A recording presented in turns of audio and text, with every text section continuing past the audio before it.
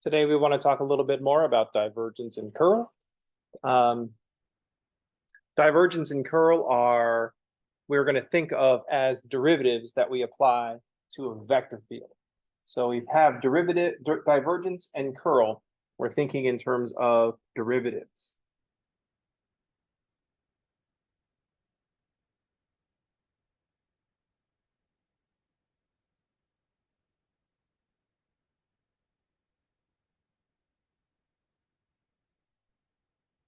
Divergence is the flux density at a point. That's really the part that makes it the derivative.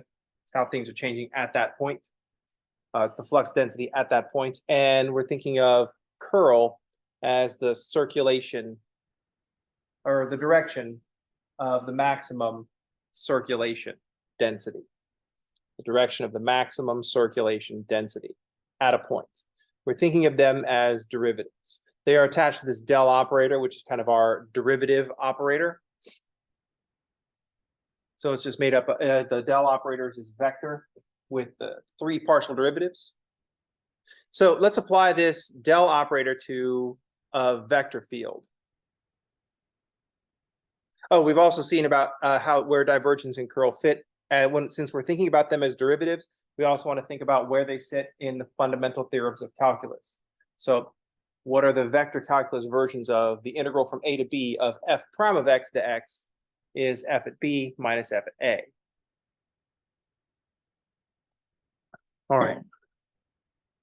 So let's just take a vector field and calculate the divergence and the curl. So here we got a vector field 3xi minus 5zj plus y squared k. So let's look at the divergence. Let's just calculate the divergence. The divergence is going to be del dot f, partial at f1 with respect to x plus the partial at f2 with respect to y plus the partial at f3 with respect to z. So the divergence of f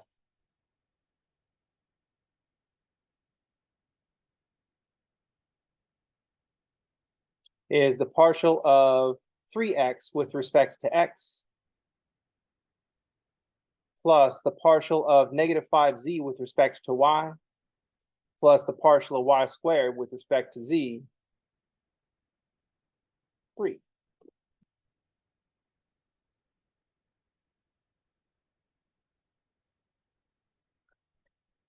Remember, the divergence is going to give us a scalar function. In this case, it just gave us a scalar because I made life easy on myself by putting all the z's in the y and putting all the y's in the z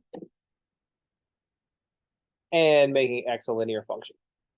So if x had a more complicated function, so if g of x, y, z, if I had changed this to say 3x squared I minus 5zj plus y squared k, then the divergence of g would give us a scalar function. Partial with respect to x is 6x, partial with respect to y like before, and partial with respect to z like before. We get a function. The thing we want to notice is that this is the result of a dot product, and the dot product is a scalar. So dot product is a scalar.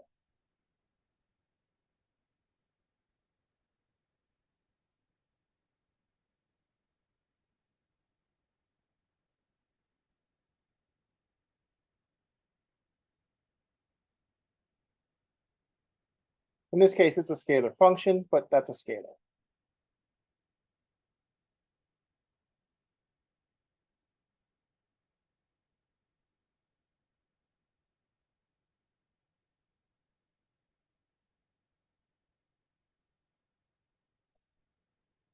At any point, we can see that we're always going to have a source. So the vector field is going to be going away. Here, if x is positive, then we're going to have a source. If x is negative, we're going to have a sink. All right. We should talk about curl. We know that the curl of a vector field tells us the direction of maximum, where the circulation density is at a maximum, the direction in which circulation density is at a maximum. All right, so let's first look at the cross product of del and a vector field f. So del is this operator, and f is this vector field. So the curl of a vector field is del cross f. So that's going to be the determinant of, on the first row, I, j, and k. The second row will be our first vector, which is del.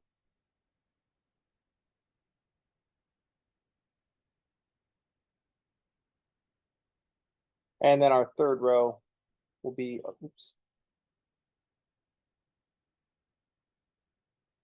our vector field, the second vector in our cross product. So we'll calculate the curl with the, by grabbing the I along the first row by, we'll calculate this cross product by cofactor expansion along the first row. So the cofactor of I will be partial with respect to y, partial with respect to z, f2, and f3. So we'll have the determinant partial with respect to y, partial with respect to z. That is our I component. We're alternating signs because we're doing a cross product. The cofactor for j is dx, dz, f1, f3.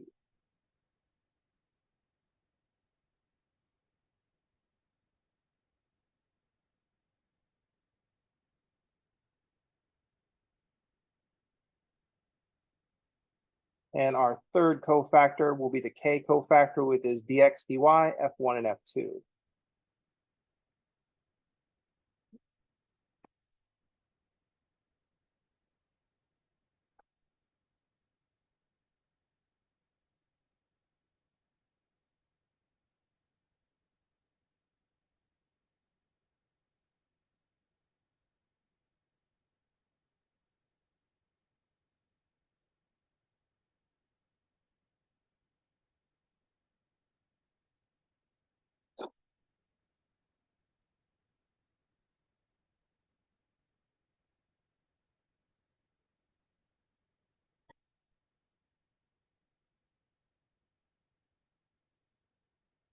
So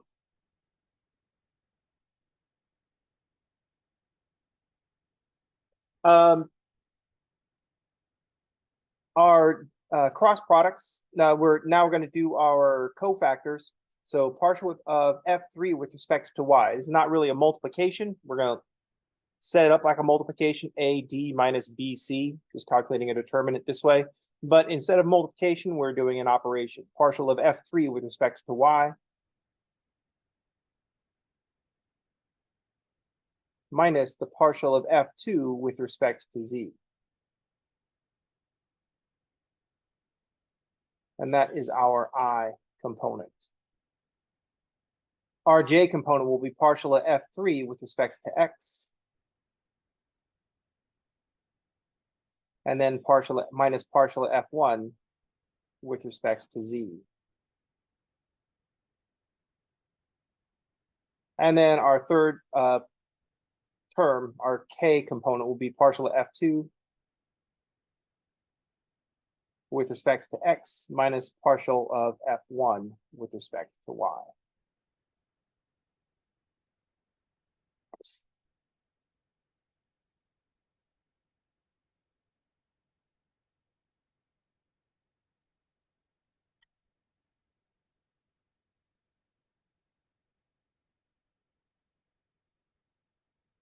One of the things that I like to, that helps remember how this is all set up, we don't want to just memorize this.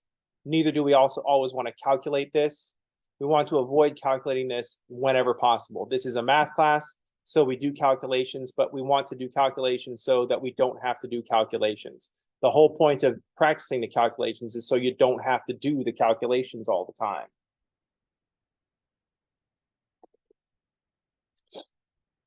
You want to make the calculation part kind of automatic, and you only want to bring that out when you need it. But this will help us think about how, if we think about the curl as this cross product, and we think about calculating the cross product as this determinant, then we can use some of the patterns that connect all those pieces. Notice that when we make cofactors, we block out a row and a column. So the I in the cofactor, we don't have any X or F1. I does not have any X or F1. J does not have any Y or F2. K does not have any Z or F3. So this is all going to be F2, F3, Y, and Z. Also, since we're the way we calculate 2x2 determinants, since the Y is above the F2 and the Z is above the F3, the Y's and the F2s are never mixed together in the same derivative. So F3, the I is going to have F3 and F2 and dy and dz, and they will always be mixed up. Also, the way we calculate determinants, since we went alphabetical in the second row, X, Y, and Z, then we're going to be alphabetical down here, YZ, XZ, XY.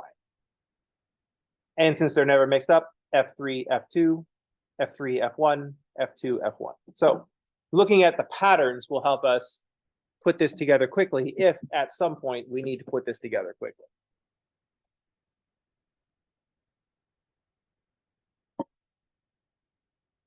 So if we wanted to calculate, for example, the curl of our vector field F up here,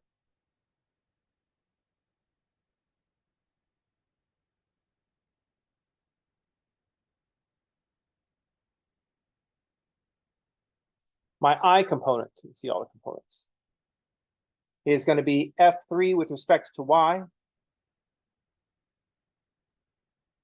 minus F2 with respect to Z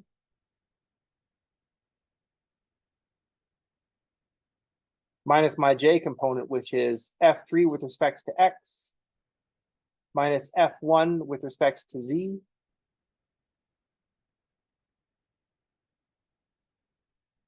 and then finally F2 with respect to X minus F1 with respect to Y.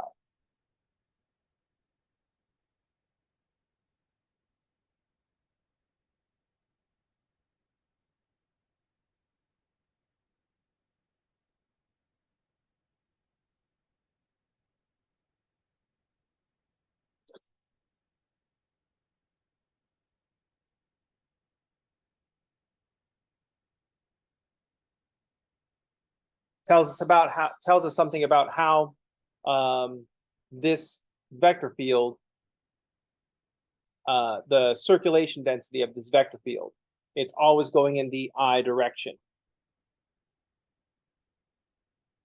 So maximum circulation density is always going to be pointing in the I direction.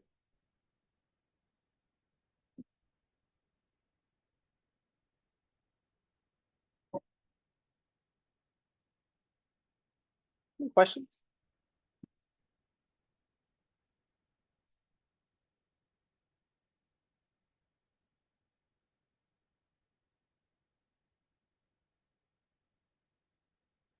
I always feel weird just writing an R3 vector with I, just the I, like that. Because it feels like there's something missing, but then I write it like this and I don't know. I suppose my point is this kind of a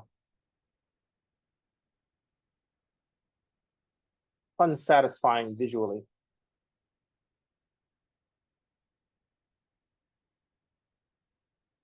So I guess my point, but my point is the last thing that you want to do is take any time to memorize this. The less you require yourself to memorize in math is always, that's always better. It's a lot less compact of a calculation than it looks.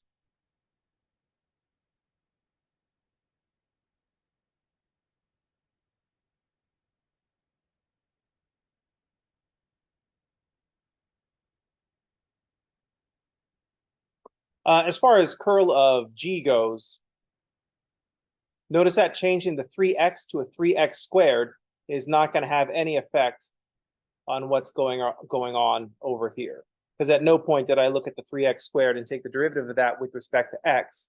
And I knew that was going to happen because that's I don't take the derivative with respect to x of the x stuff in the I component.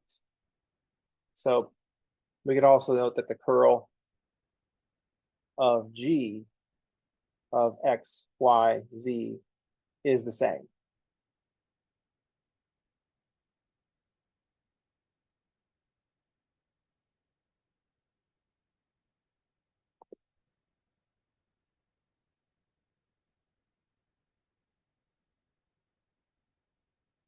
Because all the x stuff is in the I component, and I never look at the partial with respect to x in the of the function in the I component, the f1 function.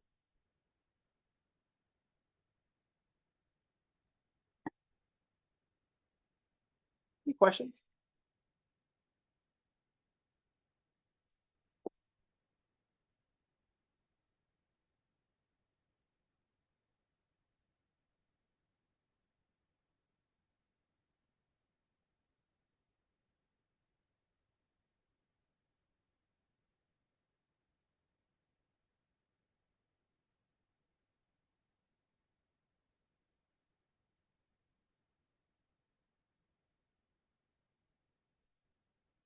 A lot of times I'll say something like, you don't have to memorize this, but you do have to remember it.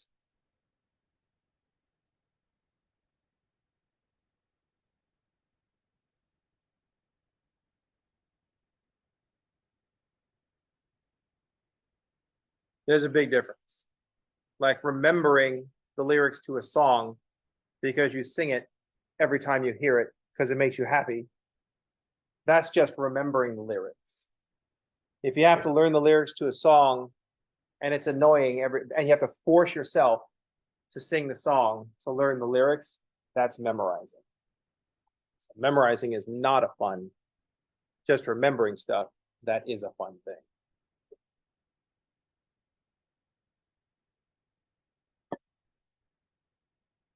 Any questions, comments, snide remarks?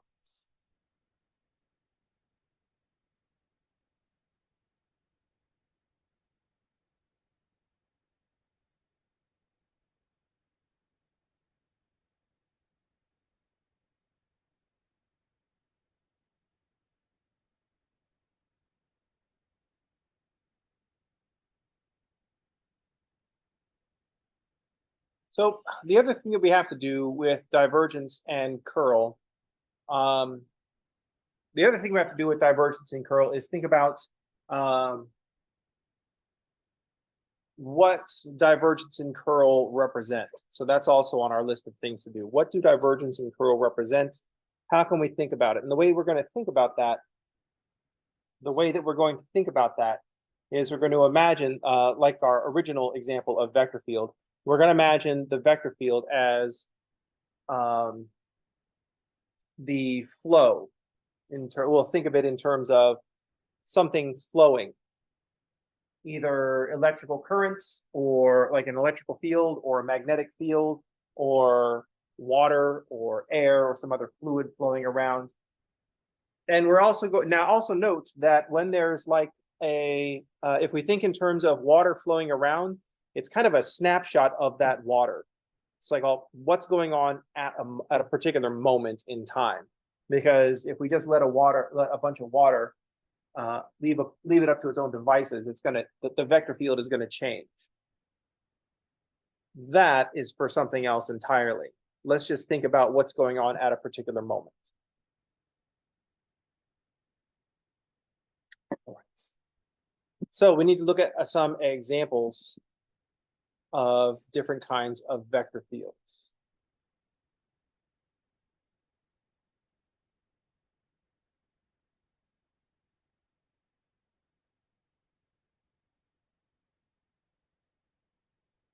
But before we do that,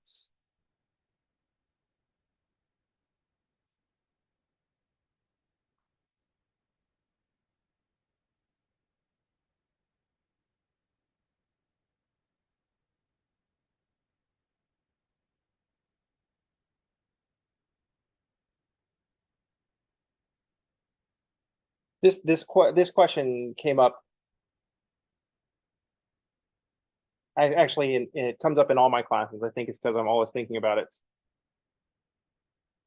This is not so much a calculus 3 topic. This is not even so much a calculus topic, although we can make it a calculus topic. I want to make it a calculus topic. Calculus is kind of all over the place.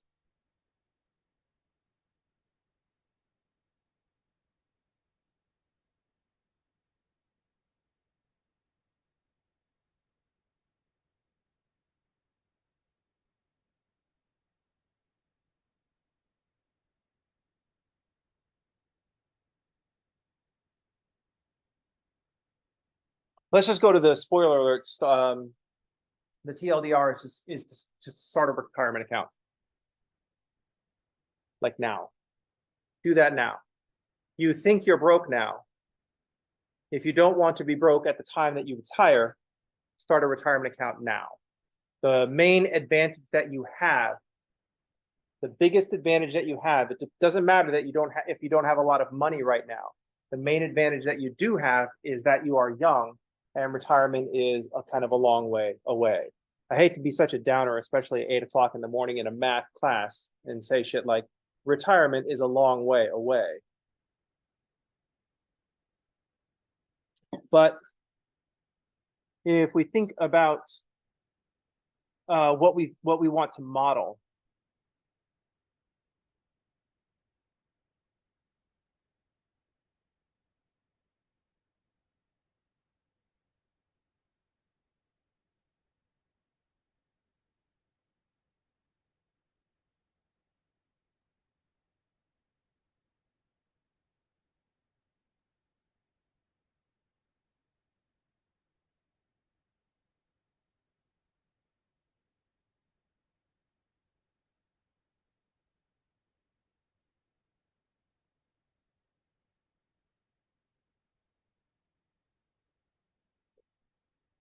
and I'm going to simplify this model to suppose that we deposit $10 each year into an account that will increase by 10% each year, 10% per year. So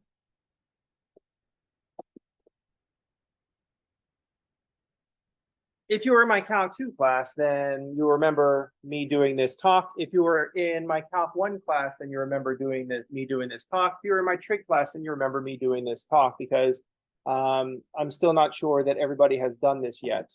If you've turned 18, this is what you need to be thinking about doing. And let's demonstrate why. So let's suppose that we're putting $1,000 each year into an account that will increase by 10% per year. So after that first year,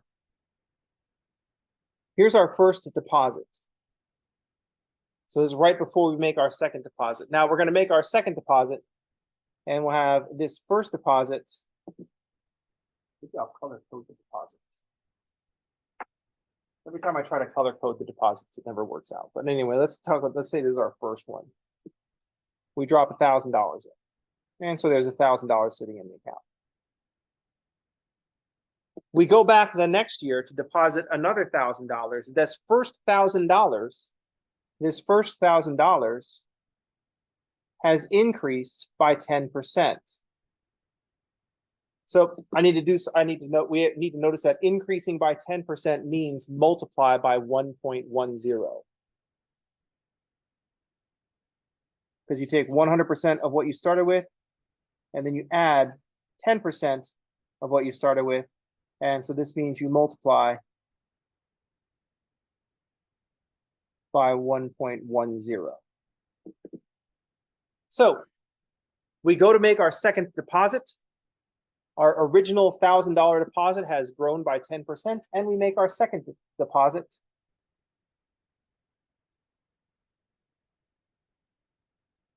And then to figure out how much we have, we just add these two up. Then we go back the next year, and we have our original $1,000 deposit has increased by 10% again. So since we're going to multiply by 1.10 twice, we summarize multiplication, repeated multiplication with exponents. Our $1,000 deposit from last year will have increased by 10% once. And then we put in a new deposit, a fresh deposit of $1,000.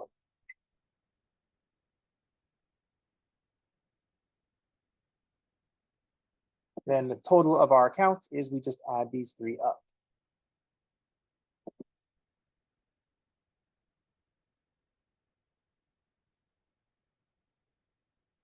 It's not a huge difference, right? This one is we put in $2,000 and we've only got an extra $100 from our first deposit. But that is because, so it's not a big dramatic difference, but it's been a year. If we expect big dramatic changes in a year with these kinds of things, then we have unrealistic expectations. And we may have a problem with gambling. If that's the kind of thinking that you're applying to this, then you may have a problem with gambling. So think more investment.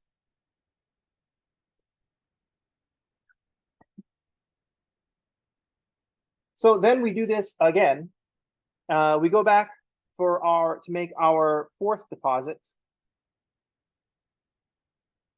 And this one has grown by 10% again. So we've multiplied by 1.1 a third time. This second deposit has been multiplied by 1.1 twice. Our third deposit has been multiplied by 1.1 one time.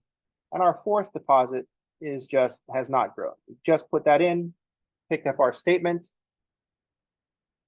And at this point, you're still saying, dude, Leach, this shit ain't working.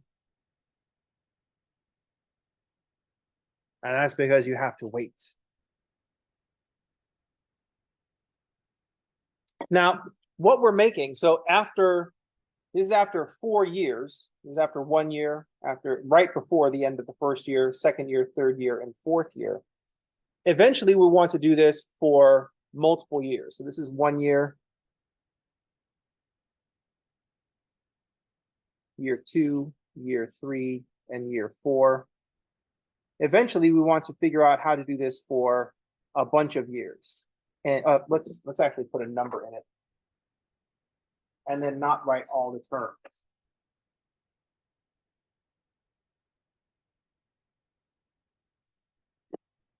So if we want to know what's going to happen after, just say, 10 years, then this first term is 1,000. And it's going to be 1.10 to the 9th. And then we'll have a 1,000 times 1.10 to the 8th, and so on. I'm just going to dot.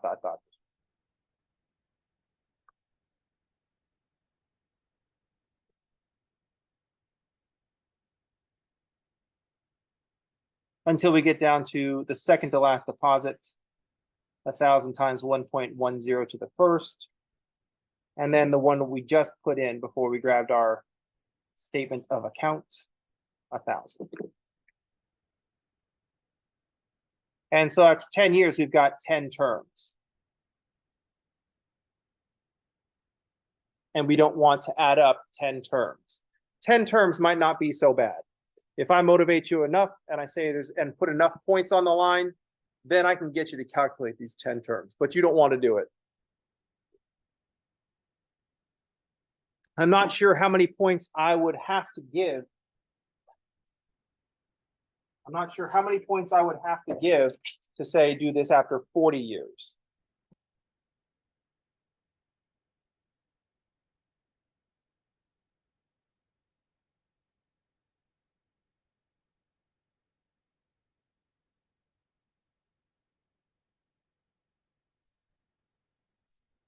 We just have exponentially increasing sadness. I think my point scale would have to be exponential. But we do have an advantage. Notice the structure of all this is I've got, I can factor out this 1,000. And I just have this 1.10 to the 9th, 1.10 to the 8th, all the way down to 1.10 to the first, and a 1.10 to the 0. That's a 1. 1.10 to the 0. So really what we want to look at is this polynomial. x to the 9th, x to the 8th, down to x, down to 1. And then we'll have some coefficient out in front.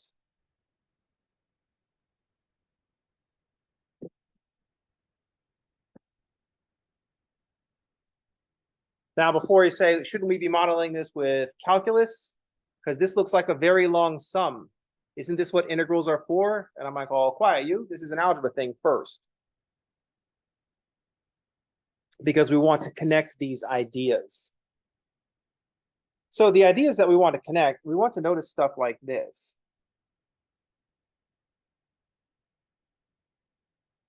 We know that if we think about what back in algebra, we learned if we wanted to simplify x squared minus 1 over x minus 1, is the algebra, just the algebra thing. We factor the top.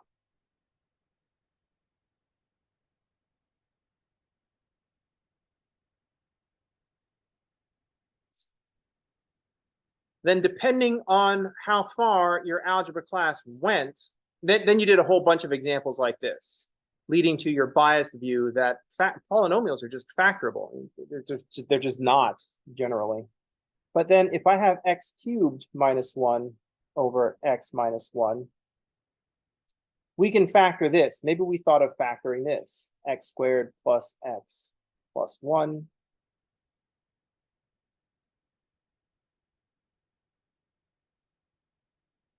And we had to memorize the formula for the difference of cubes, because we never put it into a bigger context. We just thought of it in terms of factoring polynomials.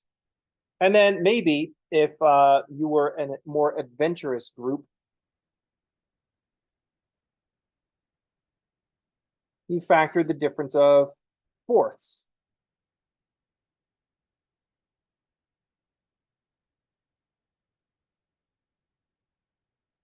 And you're like, oh yes, we'll just do difference of squares twice.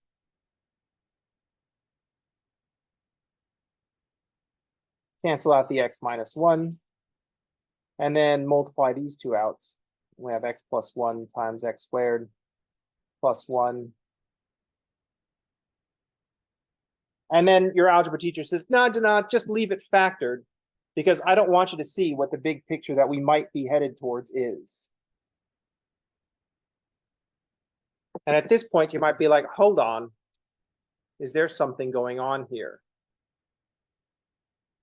Then later on, if I want to continue this, and I've introduced long division, I'm like, oh, do you remember your difference of fifths? Does anybody remember how to factor the difference of fifths?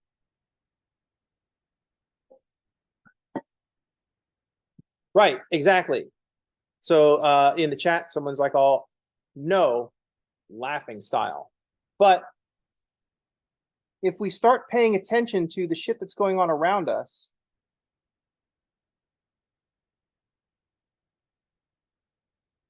we might start to notice some patterns.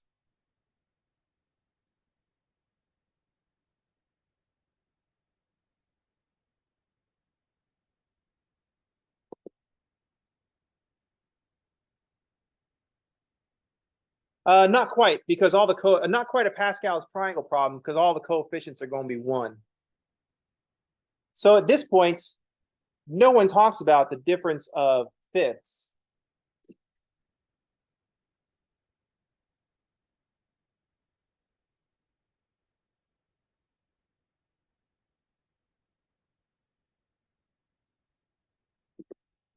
But at this point, we might have talked about long division. We might have talked about division. Or at this point, since I've already got it out there, we might notice that if I multiply x to the 4th plus x to the 3rd plus x squared plus x plus 1 by x minus 1, I'm going to get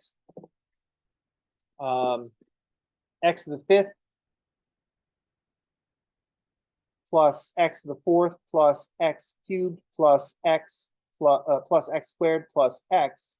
And then I'll multiply by -1 and get minus x to the 4th minus x to the 3rd minus x squared minus x minus 1. And the only thing left is x to the 5th minus 1. So Yeah, it's top heavy, so it's long division time. Or we can notice what the pattern is and then speculate and then check. So if I've got x to the 6th minus 1 over x minus 1, what is going to be the result? Don't factor the difference of cubes and then multiply some shit out. Just guess at what the answer is going to have to be. Because notice what happens over here.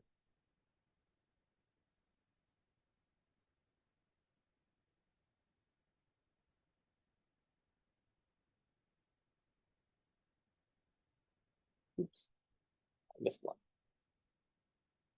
Now, what we want to notice about this is that on the left, we keep getting the polynomial that we are seemingly interested in. It's always 1 degree less, and all the coefficients are 1. So on the left, what we're getting is a polynomial that we happen to be interested in, that has a lot of terms. And on the right, we get a fraction that only got 4 terms in it. So I can calculate this. Instead of doing these 10 terms of polynomial, this went up to the 9th. I'll just take 1,000 and multiply by the fraction 1.10 to the 10th, because it was 1 bigger, minus 1 over 1.10 minus 1. And now, with just a much fewer amount of calculations, so my numerator is going to be 1.1 to the 10th minus 1. Close the numerator, divide by the denominator of 1.1 minus 1. I know I could simplify that and multiply the 1,000 to make it 10,000, but I'm making a point here. So after 10 years, if we deposit $1,000 and it grows by 10% per year, we deposit $1,000 per year and it grows by 10% per year, we'll end up with $15,937. If we do this for 20 years, I have to go all the way back in here to change this to a 20. Then it'll be 57,000. If we go back to and do this for 30 years, it'll be 164,000. And if we go back for 40 years,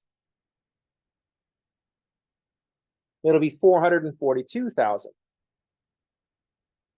The important thing to recognize here is that 15,000, 10,000 of it is what we put in. 5,000 was the interest earned on the account. In this 57,000, 20,000 is what we put in. 37,000 is interest. In this 30-year model, only 30,000. The amount that we put in is going up linearly because we're doing 1,000 per year. We have a constant rate of change for the amount that we've put in. But the amount that we're getting out is going up by a lot more. So the way you want to think about these numbers is that this is, imagine retiring at 60. This is starting at 20. This is starting at 30. This is starting at 40. This is starting at 50. Now, you might say, well, $442,000 is not enough for me to retire on, which is 100% true. But we've been doing the same $1,000 per year. That's $83 per month. The same $83 per month since we were 20. So presumably at some point, this 1,000 per year is going to increase.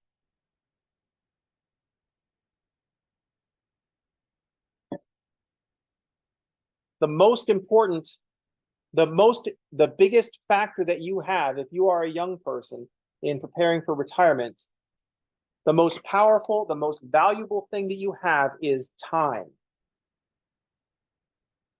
Money can always come back. Money is going to come and go, but time just goes and is gone. That's why when we talk about students, sometimes the argument against making university free, or if on my plan, paying students to go to university, is that people won't appreciate it if it's free because they don't have skin in the game. And I call 100% bullshit on that. You have skin in the game. You are spending time. This is time that you will never get back. You're going to these classes, listening to me prattle on about all this bullshit. This is time that you can't get back. If that's not skin in the game, then I don't know what is. If that's not that's what you're investing in this. The money, who fucking cares? You're investing your time, make it worth it. Make it count. That's on us as the institution to make sure that it counts. And that's on y'all as the participants to make it count. Does that make sense? Every time someone comes at you and say, well, you have to pay for it or you won't appreciate it, say, I am paying for it. I'm paying for it with my time. You're just trying to escape paying me for my time. And I'm sorry to say, that's not how the fucking capitalism game is played. In capitalism, if you want someone to do something, you fucking pay them to do it. That is how the game is played. Since you're not being paid to go to school, clearly this society does not want you to do it. Because if we wanted you to do it, we'd pay you to do it.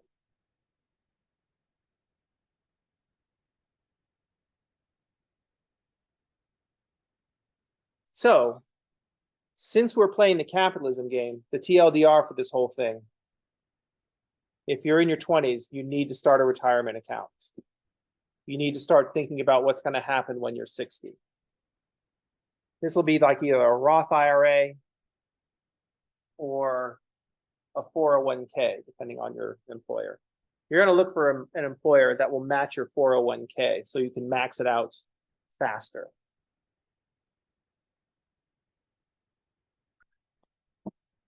You don't want to be in your 50s and start looking for a get-rich-quick scheme because you didn't plan here in your 20s. The most valuable thing you have right now is time.